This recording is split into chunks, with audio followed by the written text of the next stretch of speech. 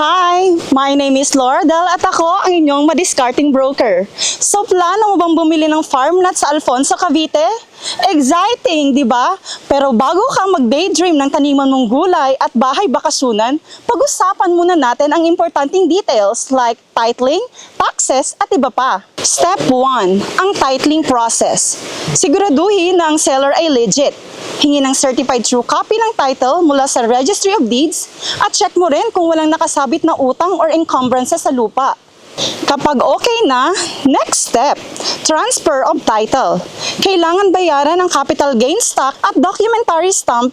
Isama mo na rin ang transfer tax at registration fee na babayaran sa local government at Registry of Deeds. Baka may tanong mo, gaano nga ba katagal ang process? Well, depende. Usually, 6 months kung kompleto na ang requirements. Patience lang, worth it naman ang resulta. Ngayon, taxes naman kapag owner ka na. Don't forget ang real property tax. Kaya, kung ready ka na invest sa Alfonso, Cavite, Make sure, inform ka sa proseso.